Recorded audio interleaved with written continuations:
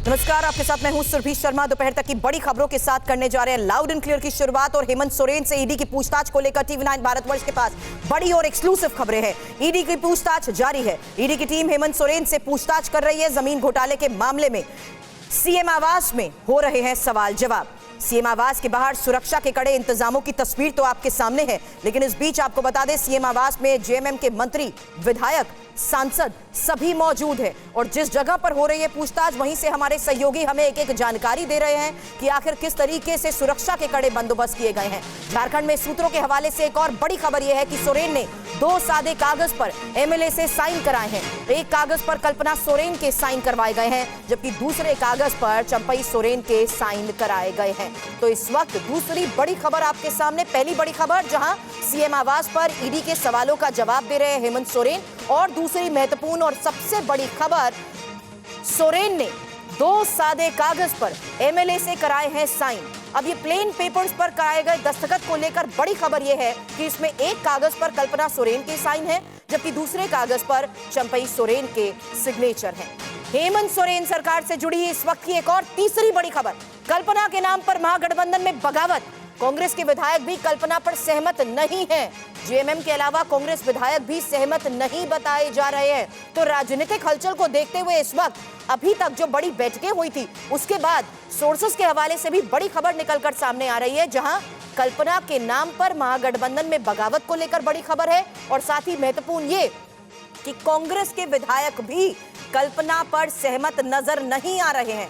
JMM के अलावा कांग्रेस विधायक भी सहमत नहीं है। तो इस वक्त की 3 बड़ी खबर आपको हमने बताई है। और रांची से ही हमारे सहयोगी रजनीश रंजन के साथ साथ मेरे सहयोगी रुपेश इस वक्त राजनीतिक हलचल को देखते हुए बड़ी जानकारी हम तक पहुंचाएंगे। सबसे पहले रजनीश, आपके पास आना चाहूंगी, इस वक्त पूछताछ को लेकर क्या बड़ा अपडेट?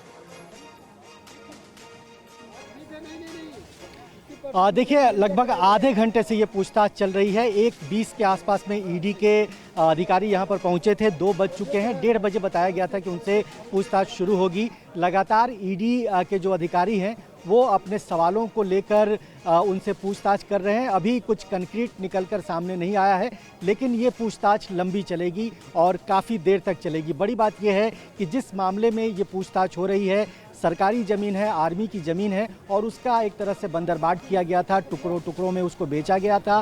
उसकी खरीद बिक्री में झूठे कागजात दिए गए थे, उसके साथ एक तरह का फ्रॉड किया गया था। इस पूरे मामले में अभी तक 14 लोगों को गिरफ्तार किया जा चुका है, जिसमें एक आईएएस अधिकारी भी शामिल हैं। तो ये बहुत गंभीर आपराधिक मामला है, आर्थिक अपराध से जुड़ा हुआ बेहद गंभीर मामला है। और अब तो पूछताछ शुरू हुई है। ये पूछताछ कितनी देर तक चलेगी? ईडी की पूछताछ अमूमन बहुत देर तक चलती है, 7-8 घंटे, 9-9 घंटे तक कई बार ये पूछताछ होती है। तो अभी कुछ भी कहना जल्दबाजी होगी कि क्या पूछताछ की जा रही है, लेकिन जो भी पूछताछ हो रही है कहीं ना कहीं हेमंत सोरेन के लिए बहुत ज्यादा तो जमीन घोटाले में झारखंड के मुख्यमंत्री हेमंत सोरेन से ईडी की पूछताछ को लेकर रजनीश ने हमें अपडेट दिया, लेकिन इसी पूछताछ के दौरान सियासी संकट गहराने के जो संकेत मिल रहे हैं, रुपेश, इसी को लेकर आपसे सवाल, क्योंकि बड़ी खबर आई 2 कागजों पर सिग्नेचर को लेकर, कल्पना सोरेन के साइन, दूसरे कागज पर चंपई सोरेन। आखिर कौन है चंपई सोरेन? इस बारे में तो दर्शक जानना चाहेंगे, क्योंकि 2 कागजों पर सिग्नेचर की बात इसलिए क्योंकि कल्पना सोरेन को लेकर पिछले 24 घंटे में चर्चा हो रही थी